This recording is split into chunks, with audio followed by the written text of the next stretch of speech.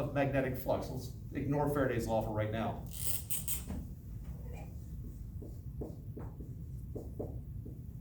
How do you find magnetic flux? Enclosed over E. Say it again. Q enclosed over E naught. That would be electric flux through a closed surface, but it's not a closed surface here. It's just a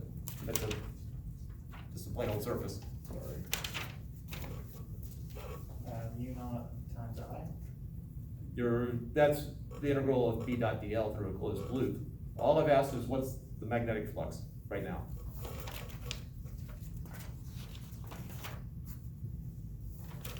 Which is 0. Is that what you mean? No, like the math definition of magnetic flux. B dot dA. Yeah. Integral of.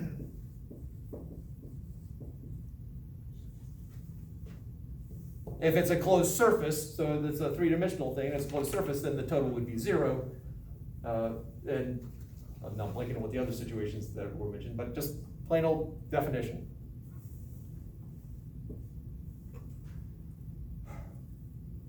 My magnetic field is coming from some external force. These dots here represent some magnet that I got elsewhere. So B is constant. Matter of fact, it's perpendicular to dA, so if I take some differential of the area here, they're parallel to each other. So this is just B times A. Did you say the dots were magnetic field or electric field? Magnetic. Okay, I thought you said electric before. Did I? Oh, I apologize if I said that, because. Yeah, that was why I was confused. Okay. My apologies. I'm getting so confused between each one. The magnetic and electric. Yeah. And action. All right. We have this magnetic field coming out of the board here, and where those little dots are. As the wire is moving this way, the question is, what's happening to the magnetic flux?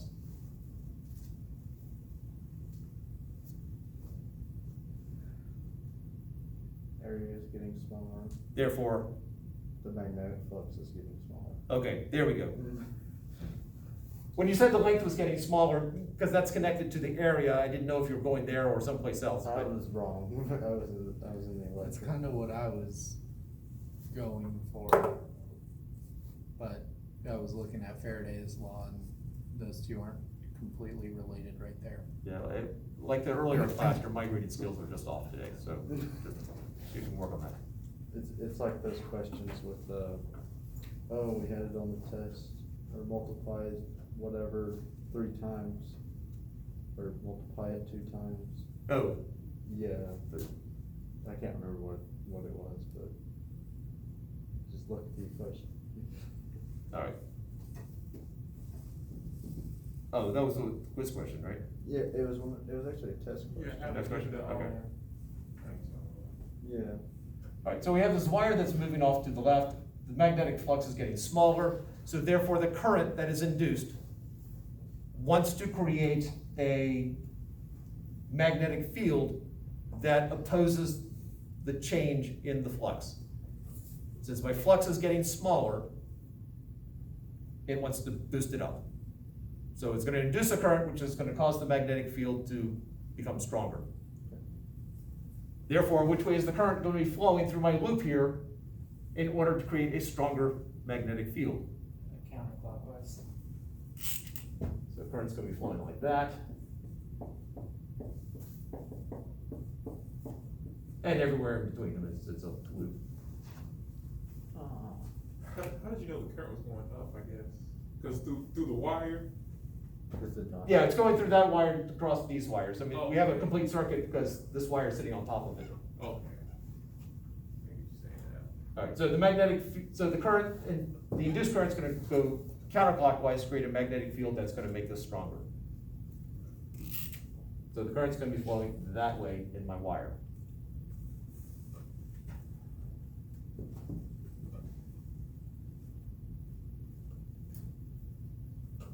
Let's calculate it. For the purpose of this, I'm going to switch my directions to V here,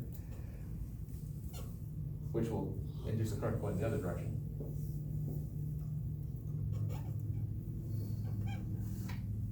The reason why I'm switching the direction for when we get into the equation is I don't have to deal with the negative sign. This is just simpler. So the EMF is going to be the negative, just looking at absolute value. Got rid of the negative sign that way quite easily.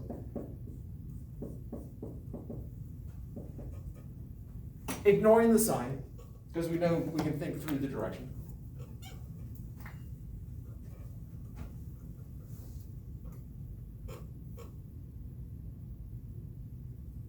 Do it clockwise, there we go.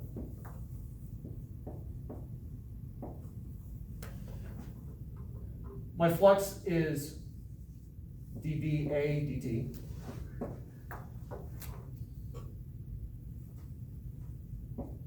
Which is, well, B is constant throughout the whole thing, so it can come out, so dA dt. My area is just length times width, and so we'll just call this my length going this way, and this my width going that way. So that's B times dLW dt, because length times width is area. Product rule, so B times W dL dt plus L dW dt. Could have left B in there and done the product rule with 3 things, but why? How is the length changing with time? It's not. All right, so that's 0. So what we're left with is BL dW dt. What is dW dt? Your velocity. Or speed. So we have a voltage that is created that's just equal to the magnetic field times the length that is parallel to the part that's moving times V.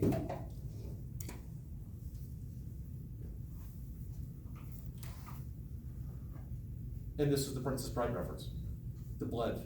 If you've never seen Princess Bride and you don't understand the reference, you need to go see Princess Bride. I claim that this is what Wesley was saying. He was not saying true love. He was saying the blood, just like Billy Crystal heard. This is known as motional EMF.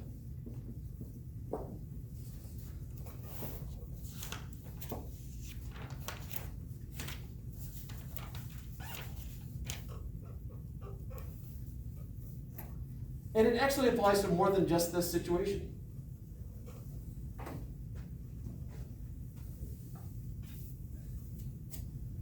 I take a pipe, or sure, I take a rod, whatever, a piece of metal. Let's assume that the magnetic field is indeed traveling that way, and that, let's say that's north and the magnetic field is traveling that way. If I drop the bar,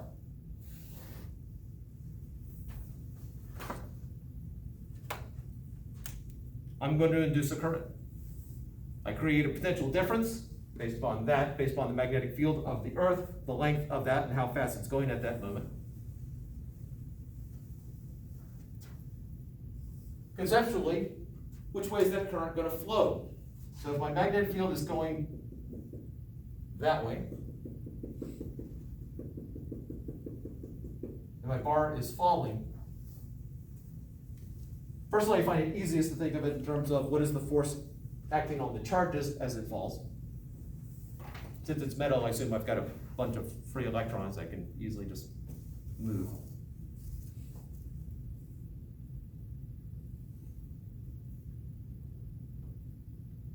So I guess the 2 questions are, which way will the force on the electrons be? Which way will the current be? Whichever one you want to answer. To the right? Which is to the right? I guess the electrons are moving to the right, so the current's left. Any agreement or disagreement?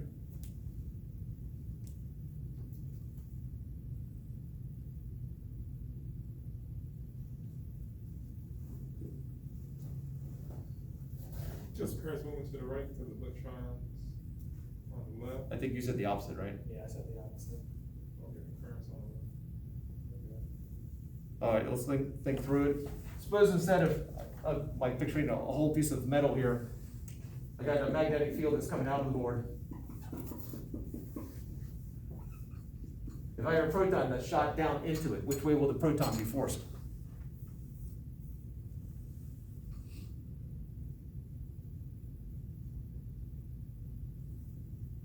And if you can't do it now, that's fine. This is all part of the learning process, but please know it by the test. Up, Pardon? up, Won't be up. is it left? How'd you get to left? Is it like down and then up, so it goes that way? It'll go in, cause the pulse have to travel away from the electric field, I think. Magnetic field. I hope I didn't misspeak again. I got a magnetic field coming out, the proton shot into. If it were an electric field, then it would be, if that were an electric field, it would go with the electric field, so it would have been forced that way. But it's a magnetic field. So you're gonna go, yeah, to the left. All right, so got the particle going down that way, my magnetic field lines are going out, thumb in the direction of the force. It would be forced to the left. Part of what my issue was is I was thinking this to the right, I was backwards. Gotcha. Right, okay.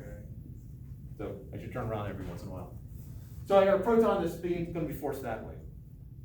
So if I had an electron that was forced into this magnetic field, which way would the electron be forced? So in this bar, as it falls, the electrons are being forced in that direction.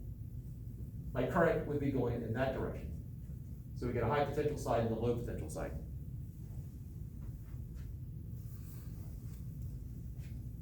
This EMF that is induced as it falls, we have a formula for it now.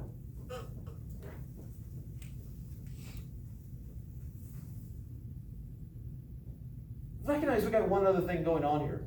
There's more than one way of looking at it, so the next way is the way that I thought about it for years. Nature hates change. So if this thing is falling, nature's going, what can I do to stop it? Now nature's not gonna stop it, but that's what nature is thinking. What can I do to stop it? It turns out that objects, there's a force in the direction of the weaker magnetic field. If I got these two magnetic fields going on here, so in the case of the strip, where I have current going down one way and current going up the other way, there's going to be a stronger magnetic field here and a weaker magnetic field out on the sides. So these sides will get forced outwards. If current is flowing that way, that means I have a magnetic field. This current is going to create a secondary magnetic field that's going into the board on top and out of the board on the bottom. Which means I get a stronger magnetic field here, a weaker magnetic field on top. And so it's nature's way of trying to force it upwards. It will not succeed, but it will seek its revenge in other ways.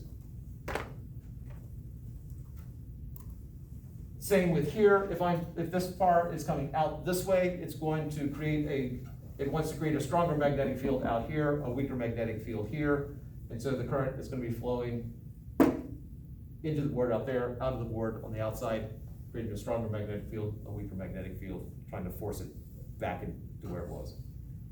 And I think on that note of nature, of the struggle of man versus nature, or I guess people versus nature, we'll take a break.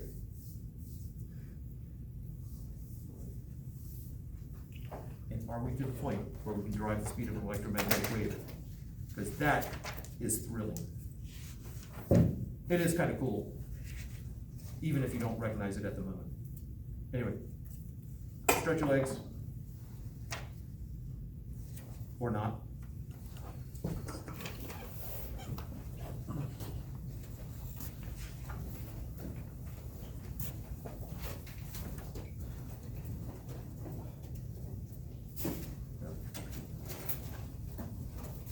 What's this?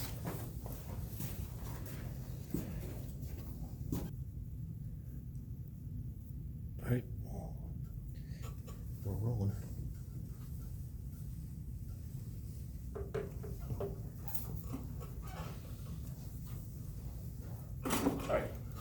let's bring it back to the problem we worked earlier.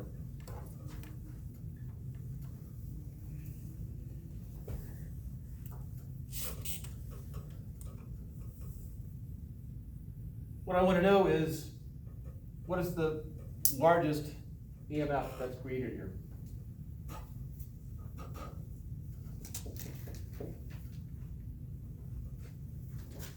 I'm not worried about the direction that current would be induced, more from a straight math point of view. So I'm not going to worry about the negative sign. So look at Faraday's law here. I know that the magnetic flux is B dot dA. And I know the magnetic field is mu naught I over 2 pi r, where r is the distance from the wire.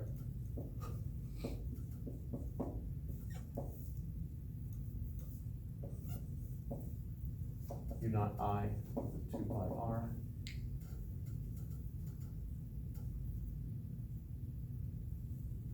And just as before, the magnetic field that is created, at least when the current's flowing in this direction, the magnetic field is going to be that way.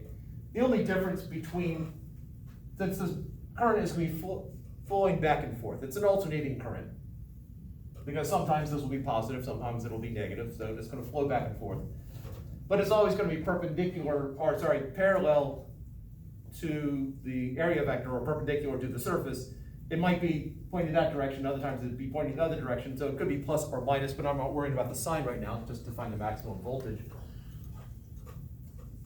But in essence, I'm trying to justify the fact that I'm getting rid of the dot product.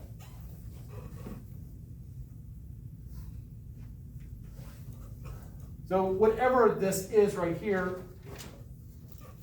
I'm going to take the time derivative of it. Now I do have a formula for current, so I can plug that in also. So I've got this ddt of the integral of mu sub naught times 3 cosine 5t over 2 pi r dA. I guess I did, let me officially define r in this problem right there. R would be that distance right there.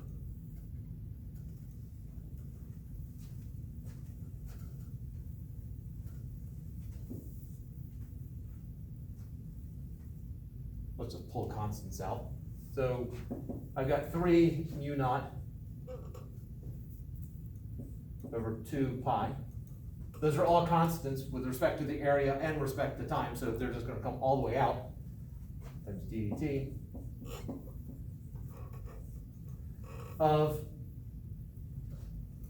now this cosine of 5t varies, but it doesn't vary with the area. It is a constant with respect to the area. So it can be factored out of my integral here. It cannot be pulled out of my derivative. So if cosine of 5t times the integral of dA over r. I knew something was missing.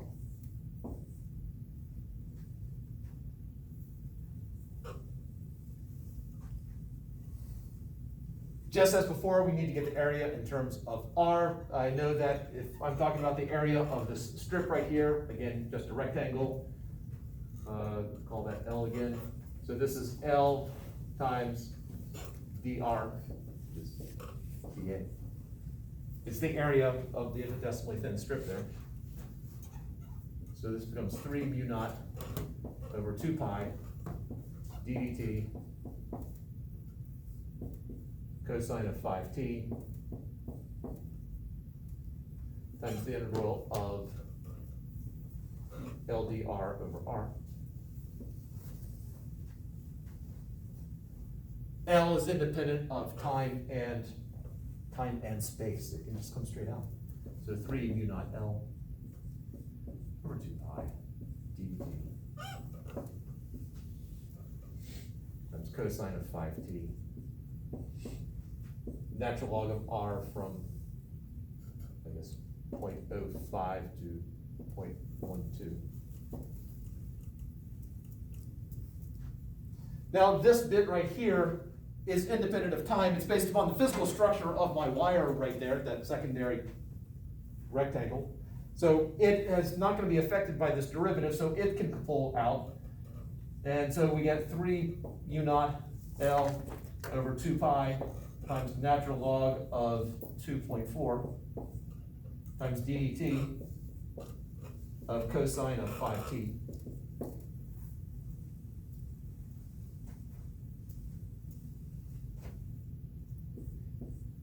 So we got that huge coefficient there, none of it dependent upon time, and this last thing, which is, and so what's the derivative of that with respect to time? Negative 5 sine 5t.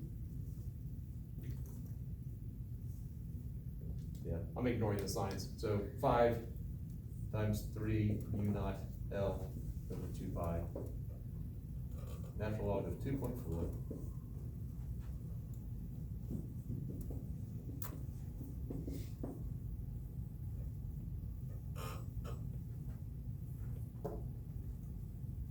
So in terms of finding my maximum value of the EMF, which part of this would give me my maximum value?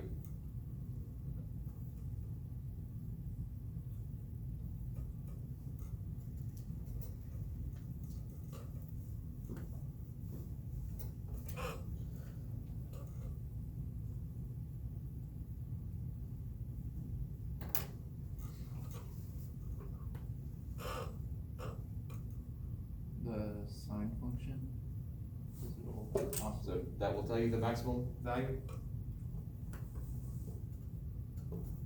Is that, That's what I think, like, just cause it's gonna be like that. alright, so what is the maximum value then? When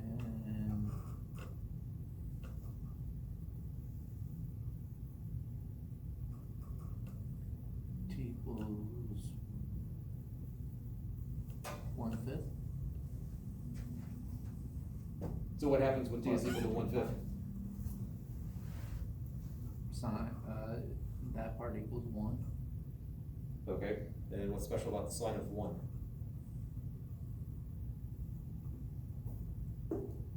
Oh, nothing. Okay,